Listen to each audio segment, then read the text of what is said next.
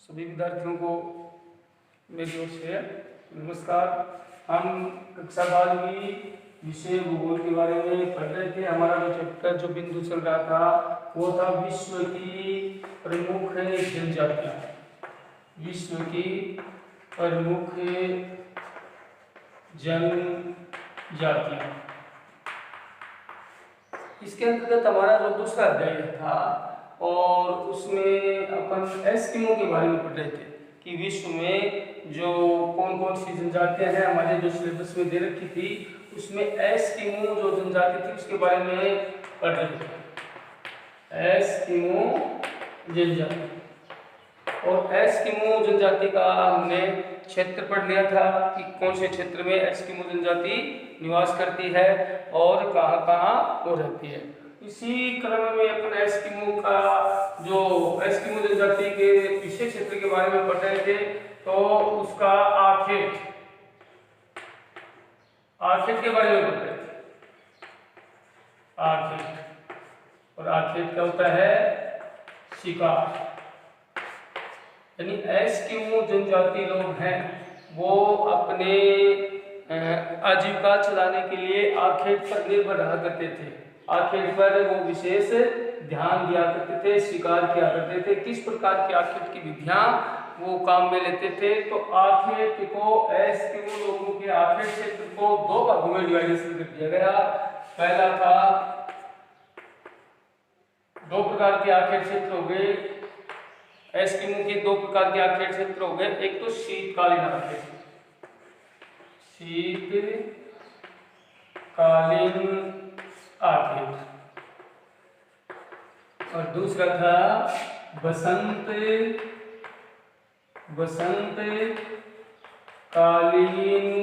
आखेट। देखिए, अगर ये क्वेश्चन परीक्षा में आ जाता है कि एस्किमो लोग थे उनके आखेट क्षेत्र के बारे में लिखिए, आखेट की विधियों का विस्तृत विवरण दीजिए, तो अपन देखेंगे कि एस्किमो लोगों के आखेट क्षेत्र को, आखेट के प्रकारों को दो भागों में बांट दिया, जिसमें पहला है शीतकालीन आखेट और दूसरा है बसंतकालीन आखेट। अब इन दोनों में अंतर होता है कि शीतकालीन आखेट, देखिए इस नाम से विदित हो जाएगा। शीतकालीन आखेट तो मौसम है वो कैसा रहता है? ठंडा मौसम। और ठंडा मौसम मतलब है ये जो एस्किमो निवास करते हैं उन क्षेत्रों में अक्सर क्या गिरती है? बर्फ गिरती है, और बर्फ गिरती है वहां पर जो अत्यधिक मात्रा में पाए जाने वाली एक मछली की एक प्रजाति है जिसका नाम है सील मछली। अब ये लोग हैं वो सील मछली का क्या करते हैं? शिकार करते हैं। सील मछली का शिकार करते हैं, और शिकार करने की अपनी कुछ इनकी विधियां होती हैं। जैसे मान लीजिए ये जल का स्रोत है और जल के स्रोत के आसपास क्या मिलेगा? बर्फ ठंडी होती है, तो सील मछली क्या करेगी? सील मछली जो ही श्वसन क्रिया करेगी, और श्वसन क्रिया में क्या निकलेगा?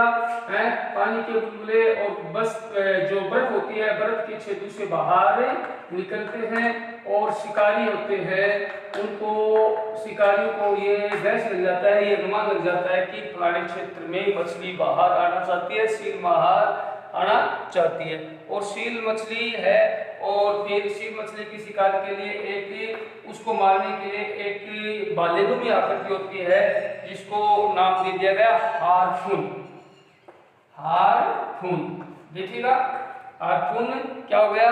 एक बालेनुमा एक आकृति हो गई जो किसको मारने में काम में लिया जाता है?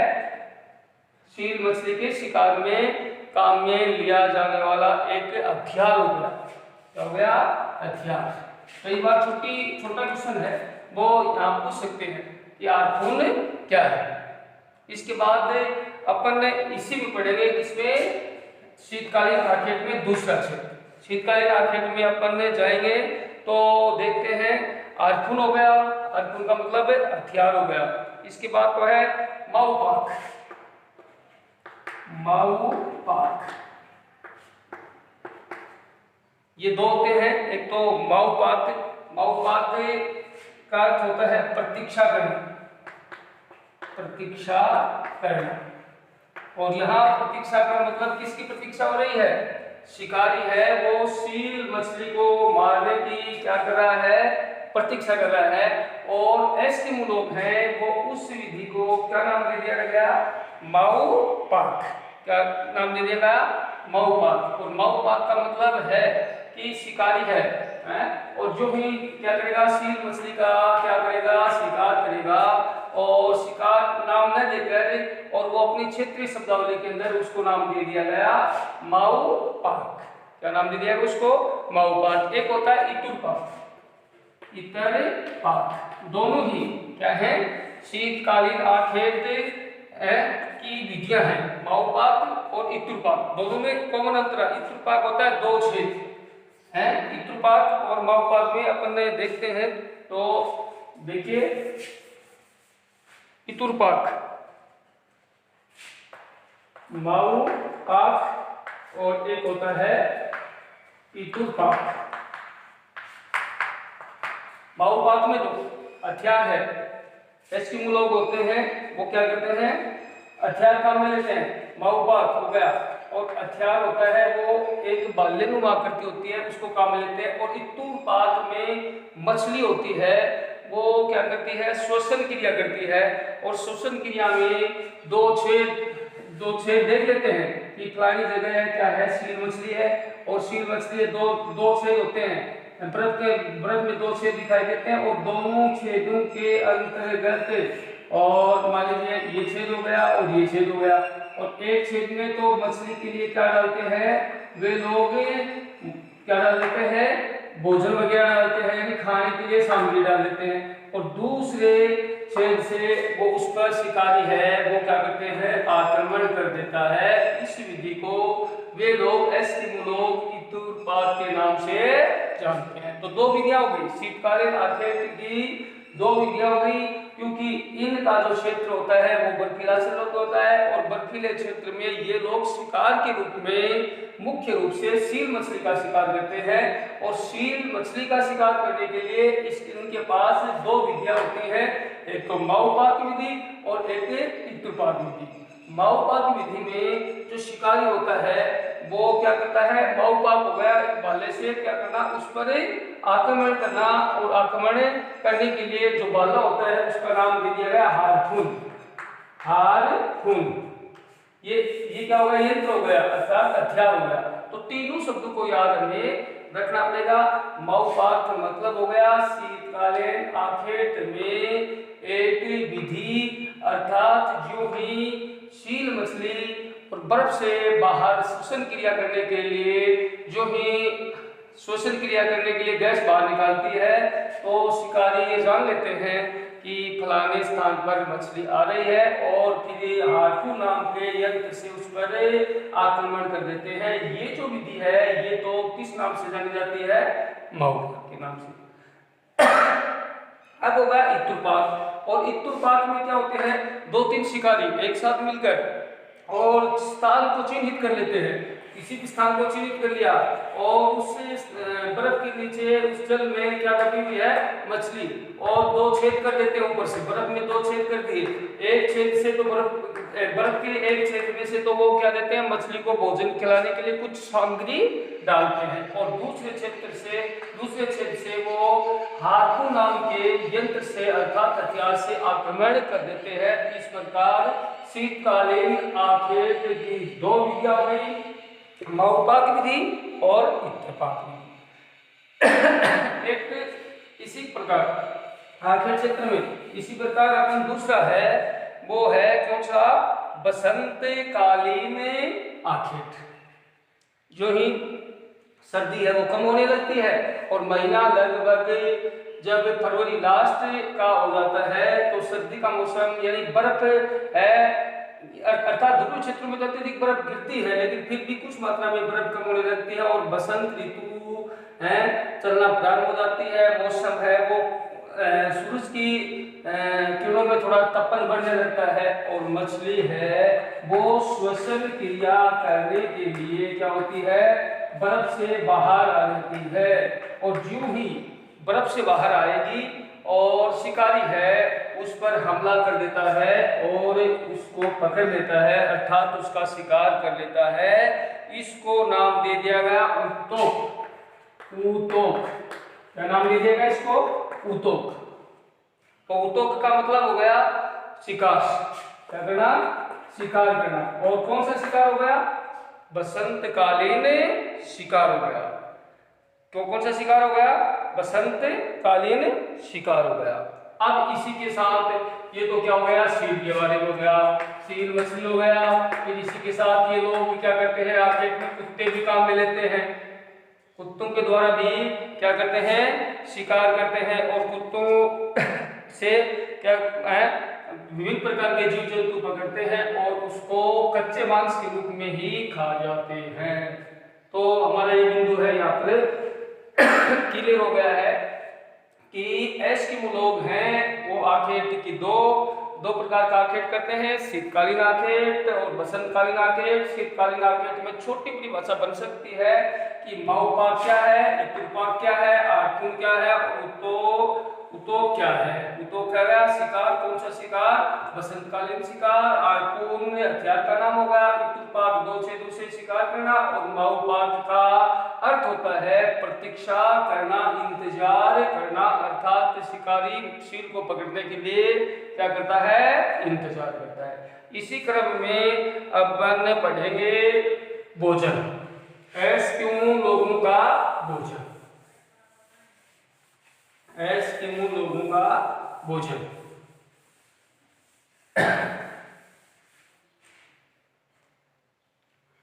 भोजन की व्यवस्था देखिए इसमें। एस्किमो लोग मुख्यतः है अपन देखते हैं जैसे सील मछली का क्या कर लिया? शिकार कर लिया।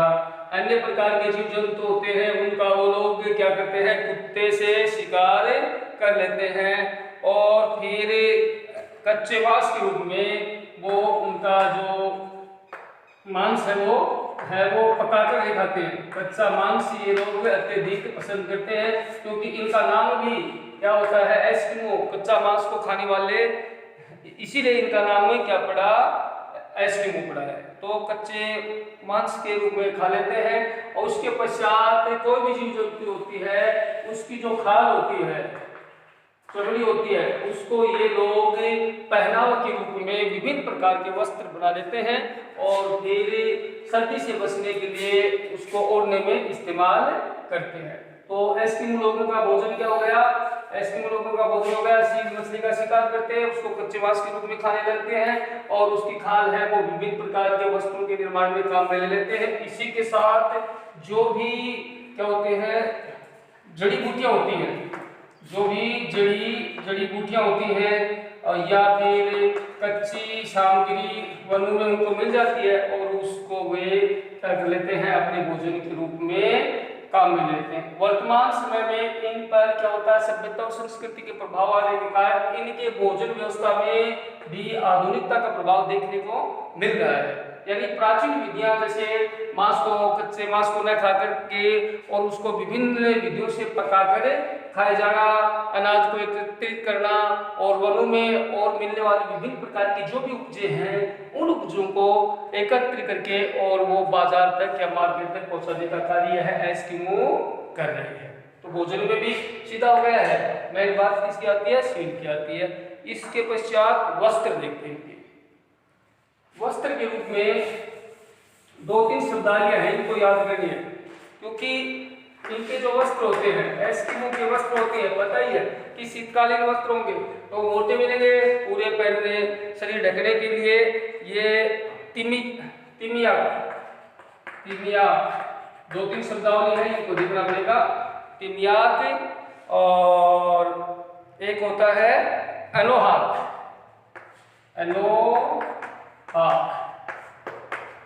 और तिमियाक, अनोहाक और कार्मिक या मुकलस।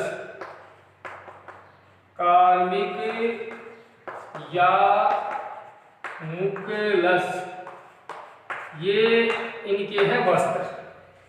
एस्किमो के क्या है? वस्त्र। अब देखिए मीनिया जो वस्त्र होता है वो शरीर के ऊपरी हिस्से में पहने जाने वाला वस्त्र होता है। अनोहाक होता है वो मिमियाक के ऊपर पहने जाने वाला एक वस्त्र होता है। अत्यधिक सर्दी पड़ती है तो ये मिमियाक के ऊपर क्या पहन लेते हैं, उसी वस्त्र के ऊपर अनुहाप नाम का वस्त्र धारण कर लेते हैं ताकि इनको सर्दी से बचाया जा सकता है। और ये मूक प्लस ये होते हैं जूते, एक इनके विशेष प्रकार के क्या होते हैं, जूते होते हैं जो बर्फ में इनकी क्या करते हैं, सुरक्षा करते हैं। और पशुओं की खाल के बने होते हैं। और पशुओं की खाल मीन्स ये हो गया विभिन्न प्रकार के जो भालू होते हैं बर्फीले भालू, सील मछली में, और विभिन्न प्रकार के जो भी वन्य जो प्राणी मिलते हैं उनकी खाल को वे जूतों के रूप में काम में लेते हैं और उसको कार्मिक या मुकलस के नाम से जाना जाता है, जो उनकी बर्फ से सुरक्षा प्रदान करते हैं। ये हो गए इनके वस्त्र। इसके पश्चात अगले बिंदु में अपन पढ़ते हैं तो निवास गृह। निवास गृह और निवास गृह के रूप में ये लोग मकान बनाते हैं जिसको नाम दे दिया गया इग्लू। क्या नाम दे दिया गया, इग्लू। इग्लू होती है वो एक विशेष प्रकार की संरचना होती है जिसमें वे एक अजीब प्रकार का क्या बनाते हैं, मकान बना लेते हैं।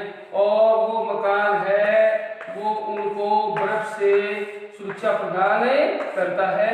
एक तरफ तो इस मकान में क्या होता है, जो भी वन्य जातियां होती हैं और ये अंडरग्राउंड होता है, यानी इसका जो एक दरवाजा होता है वो भूमिगत दरवाजा होता है। और भूमिगत दरवाजा होने के कारण अन्य जो भयंकर खुंखार जनजातियां होती है उनसे इनकी क्या करता है, रक्षा करता है।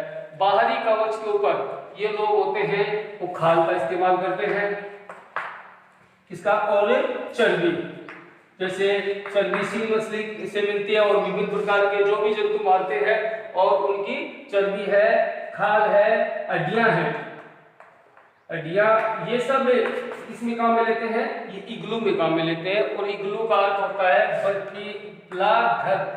और बर्फीला घर का अर्थ लगाएंगे कि एस्किमो लोग बर्फ से बचने के लिए जो मकान बनाते हैं इनको नाम दे दिया गया इग्लू।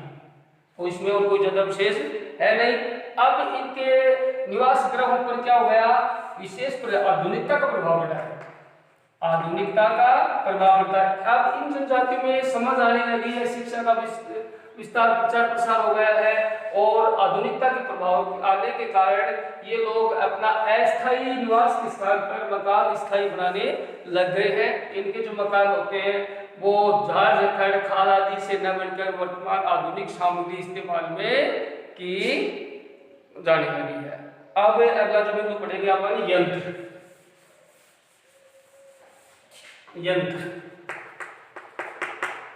यंत्र के अंतर्गत देखते हैं यंत्र या उपकरण। देखिए आर्थून हो गया, तो आर्थून हो गया, आर्थून हथियार का एक क्या हो गया, एक कयाक, आर्थून, कयाक और उमियाक,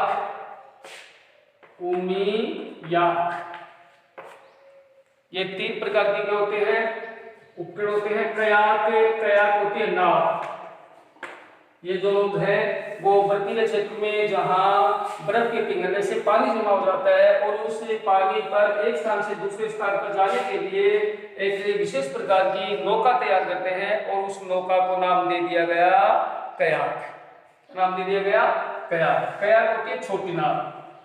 और इसी कयाक का जो बड़ा रूप होता है, विस्तृत रूप, उसी को बोलते हैं ये लोग अपने क्षेत्र शब्दावली बोलते हैं उमियाक, यानी बड़ी नाव। उमियाक का क्या होता है, बड़ी नाव, और ये होती है छोटी नाव। इसमें दोनों में यही अंतर है, कयाक छोटी नाव और उमियाक बड़ी नाव। इसी के साथ साथ ये लोग वर्तमान में आधुनिक जो भी हथियार है उनको भी इस्तेमाल में करने लगे हैं।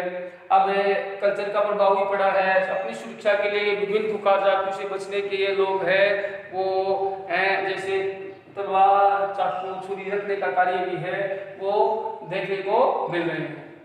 ये हो गए इसके उपकरण। कृषि के वगैरह में इनको ज़्यादा ज्ञान नहीं था, तो कृषि यंत्रों का ये लोग इस्तेमाल नहीं करते थे। और अगला जो बिंदु आते हैं समाज और संस्कृति। समाज और संस्कृति में ये लोग हैं बहु विवाह प्रथा इनमें प्रचलित थी। एक व्यक्ति किसी भी समय किसी भी